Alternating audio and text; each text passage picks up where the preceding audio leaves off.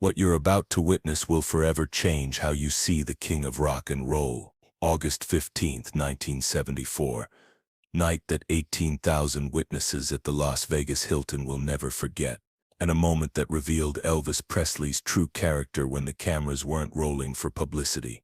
Make sure you're subscribed and hit that notification bell because this untold story shows the exact moment when Elvis proved that real royalty isn't about crowns and titles, it's about how you treat the most vulnerable among us. The Las Vegas Hilton was buzzing with anticipation on that sweltering August evening. Elvis Presley was in the middle of his most successful Vegas residency, performing twice nightly to sold-out crowds of wealthy tourists, high rollers, and celebrities from around the world. The showroom was packed with 18,000 people who had paid top dollar to see the king in his prime, dressed in his stunning white jumpsuit with golden sunburst design, commanding the stage like the entertainment monarch he had become. But what happened during his rendition of Love Me Tender would transform an ordinary Vegas show into something that witnesses would talk about for the rest of their lives. Elvis was halfway through the gentle ballad, his voice floating across the arena with that trademark vulnerability that had made him a legend, when his eyes swept across the audience in his usual manner. He loved making eye contact with his fans, connecting with individuals in the crowd, making each person feel like he was singing directly to them. That's when he saw him. But here's where this story takes an incredible turn that no one in that room was prepared for. Seated in the fifth row, slightly to the left of center stage, was a young man named Tommy Chen. Tommy was 19 years old, had Down syndrome, and was attending his very first Elvis concert. His parents, Margaret and David Chen from San Francisco, had saved for 2 years to afford the trip and the expensive Vegas tickets, knowing their son's deep love for Elvis's music. Tommy wasn't just sitting in his seat like the other patrons. He was completely lost in the music, swaying from side to side with a pure joy that was unmistakable even from the stage. His face was lit up with the kind of unguarded happiness that only comes from someone experiencing something truly magical. He was clapping along, not quite in rhythm, but with such genuine enthusiasm that it was impossible not to notice. Elvis stopped singing. The band, confused by the sudden halt, gradually ceased playing one by one. The massive showroom fell into complete silence as 18,000 people tried to understand what was happening. Security guards tensed, looking around for potential trouble. Colonel Parker, watching from his usual spot in the wings, felt his familiar panic rising. But Elvis was focused entirely on Tommy. "Young man," Elvis said into the microphone, his voice carrying clearly across the hushed arena, "in the red shirt there, fifth row. What's your name, son?" Tommy looked around, unsure if Elvis was talking to him. His parents gently encouraged him to respond. "Tommy," he called out, his voice carrying that distinctive quality that comes with Down syndrome, but filled with such pure excitement that it brought immediate smiles to faces throughout the crowd. "Tommy," Elvis repeated, his own voice now thick with emotion. "Tommy, are you having a good time tonight?" "Yes," Tommy shouted back, pumping his fist in the air. "I love you, Elvis." What happened next would become the stuff of Vegas legend. Elvis walked to the very edge of the stage and sat down on the platform, his legs hanging over the side, bringing himself as close to Tommy's eye level as possible. The spotlights followed him, creating an intimate circle of light that seemed to encompass both the king and his biggest fan. "Tommy, I can see how much you love music," Elvis said, his voice now conversational, as if he were talking to a friend in his living room rather than addressing 18,000 people. "You know what? You remind me why I started singing in the first place. Pure joy. That's what music should be about." The audience was transfixed. Many later said they had never heard Elvis speak with such genuine warmth and sincerity. This wasn't part of his usual Vegas patter. This was something entirely different. "Tommy, I want to ask you something," Elvis continued. "Do you know the words to Love Me Tender?" Tommy nodded enthusiastically, though his parents knew he struggled with complex lyrics due to his condition. "Well then, I think we should sing it together. What do you say, everybody? Should Tommy help me finish this song?" The response from the crowd was immediate and thunderous. The applause went on for nearly 2 minutes with people standing, whistling, and shouting their approval. But Elvis kept his eyes locked on Tommy, who was beaming with a joy so radiant it seemed to light up the entire venue. And then something truly magical happened that shocked everyone in the building. Elvis signaled to his sound engineer, and within moments a wireless microphone was being passed down through the rows to Tommy. The crowd watched in amazement as this young man with Down syndrome was handed the same professional equipment that Elvis himself used. "Now, Tommy," Elvis said, "I'm going to start the song again, and when I point to you, you sing along with me. Don't worry about getting every word perfect. Just sing from your heart. That's all any of us can do." The band began the gentle opening of "Love Me Tender" once again. Elvis sang the first verse alone, his voice carrying the tenderness and vulnerability that had made the song a classic. But when he reached the chorus, he pointed directly at Tommy. What happened next brought grown men to tears and created a moment that would be talked about in Las Vegas for decades to come. Tommy began to sing, his voice uncertain at first, not hitting every note perfectly, struggling with some of the words, but filled with such pure love and joy that it transformed the entire song. "Love me tender, love me true," they sang together, Elvis's polished voice blending beautifully with Tommy's earnest attempt. "All my dreams fulfill." The audience was completely silent except for the sound of sniffling and quiet sobs throughout the arena. Hardened Vegas entertainers, cynical reporters, and wealthy socialites all found themselves moved to tears by the unexpected beauty of this moment. But Elvis wasn't finished surprising everyone. As the song continued, Elvis stood up and began walking down into the audience. Security moved to follow him, but he waved them back.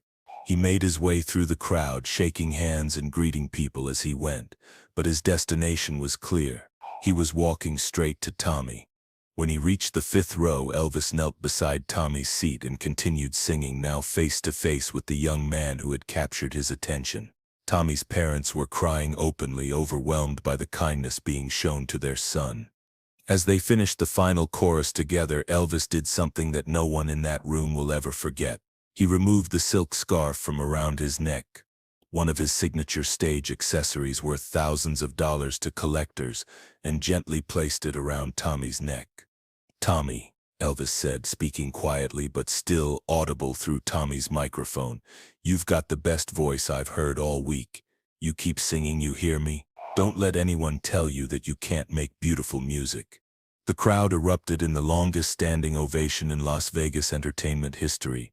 The applause, cheers, and whistles went on for over 5 minutes, with people openly weeping and calling out expressions of love and approval. But the story doesn't end there. What happened afterward reveals even more about Elvis's character. After the show, Elvis personally invited the Chen family backstage, something that rarely happened even for VIP guests. As they made their way through the maze of corridors beneath the Hilton, Tommy clutched his new scarf like it was the most precious thing in the world, which to him it truly was. The backstage area that night was buzzing with the usual post-show activity. MIDF members packing up equipment, security debriefing, and Colonel Parker frantically calculating how this deviation from the standard show format might affect future bookings. But Elvis cleared everyone out of his dressing room except for Tommy and his parents. What happened in that private meeting would stay with the Chen family forever. Elvis sat on the floor, not in his usual chair but down at Tommy's level, and for over an hour they talked about everything and nothing. Tommy told Elvis about his favorite songs, his dreams of someday learning to play guitar, and his collection of Elvis records that he played every morning while getting dressed. "You know, Tommy," Elvis said, loosening his collar and speaking in the gentle voice usually reserved for close friends, "when I was your age, people told me I was different too. They said I sang funny, moved funny, looked funny. But my mama taught me that being different isn't something to hide from minds, it's something to celebrate." Elvis discovered that Tommy had been born with several medical complications and had undergone multiple surgeries throughout his childhood, spending months at a time in hospital beds. During those long recovery periods, it was Elvis's music, MIDF, particularly the gospel songs, that had given him comfort and hope. "The doctors said music helped me get better, faster. Tommy explained in his distinctive way of speaking, his parents translating when Elvis looked confused. When I heard he touched me, I knew everything would be okay. That revelation hit Elvis harder than anyone in the room expected. His own relationship with gospel music was deeply personal, rooted in his childhood faith and his love for his mother. To learn that his spiritual songs had literally helped heal this young man brought tears to the king's eyes.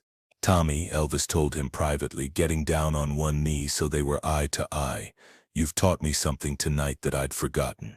Sometimes we get so caught up in being perfect, in hitting every note just right, that we forget what really matters.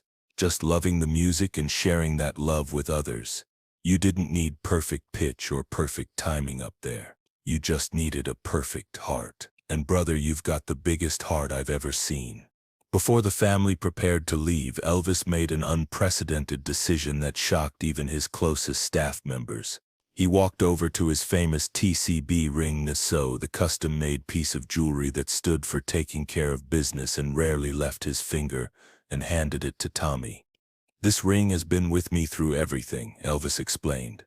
"Every concert, every recording session, every important moment of my career. But I think it belongs with someone who really understands what music can do for people." Tommy's parents tried to protest, insisting it was too valuable, too important. But Elvis was adamant. "Mr. and Mrs. Chen, your son reminded me tonight why I started singing in the first place. That's worth more than any piece of jewelry could ever be." Before the family left that night, Elvis made a promise that he kept for the rest of his life. He gave Tommy his personal phone number and told him he could call any time. But more than that, he arranged for the Chen family to have permanent front row seats to any Elvis show they wanted to attend anywhere in the world. The Hilton's management, initially resistant to the financial implications, quickly agreed when Elvis made it clear this was non-negotiable.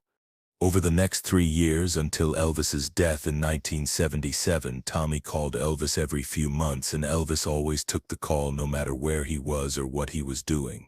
These weren't brief courtesy conversations, they were genuine friendships, calls that sometimes lasted an hour or more. Elvis would ask about Tommy's health, his music interests, and his dreams. Tommy would share stories about school, his part-time job at a local music store, and his growing collection of Elvis memorabilia. During one particularly memorable call in December 1976, Elvis was in the middle of preparing for his New Year's Eve show in Pittsburgh when Tommy called to tell him about learning to play "Love Me Tender" on a keyboard his parents had bought him for Christmas. "Tommy, that's fantastic," Elvis exclaimed, his voice carrying genuine excitement despite his exhaustion from a grueling tour schedule. "You know what? When I get back to Memphis next month, I want you to play it for me over the phone. Will you do that?" True to his word, when Elvis returned to Graceland in January 1977, one of his first calls was to Tommy. For 20 minutes, Elvis listened as Tommy played his version of "Love Me Tender" over a crackling long-distance line from San Francisco to Memphis. When Tommy finished, Elvis was quiet for a long moment. "Tommy, that was beautiful, son. Just beautiful. All you keep playing, you hear me? Music needs people like you, people who understand that it's not about being perfect, it's about being real." That would be their last conversation. Elvis died just 7 months later in August 1977. The impact of that night rippled far beyond the walls of the Las Vegas Hilton. Word of Elvis's spontaneous act of kindness spread quickly through the entertainment industry and the media. Articles appeared in newspapers across the country, inspiring similar acts of kindness from performers around the world. Frank Sinatra, who had often been critical of Elvis's style, called personally to congratulate him. "Kid," Sinatra reportedly said, "that was the classiest thing I've ever seen in this business. Your mother would be proud." More importantly, the story inspired other performers to be more inclusive and compassionate toward fans with disabilities. Major venues began implementing accessibility improvements, and the Tommy Chen effect, as it came to be known in entertainment circles, changed the industry's approach to inclusivity in ways that are still felt today. Tommy Chen became something of a local celebrity in San Francisco, often invited to speak at schools and community events about his experience with Elvis. He always wore the silk scarf Elvis had given him, treating it as his most precious possession. His parents later established a foundation to provide music therapy for children with disabilities, directly inspired by what they had witnessed that night in Vegas. Musicians who worked with Elvis during his final years noticed a change in him after that August night. He began incorporating more spontaneous moments of connection with his audiences, often stopping songs mid-performance to interact with fans who caught his attention. His shows became less predictable but more emotionally powerful. That night with Tommy reminded Elvis of who he really was underneath all the fame, recalled guitarist James Burton years later.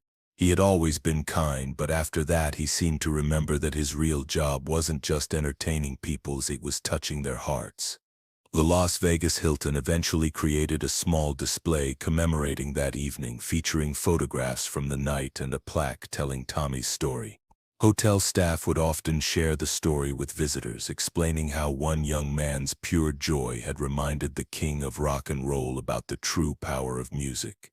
Tommy Chen continued to be an Elvis fan for the rest of his life, attending tribute shows and Elvis festivals whenever possible. He passed away in 2003 at the age of 48, still wearing Elvis's scarf, surrounded by family and friends who had all been touched by his infectious love of music.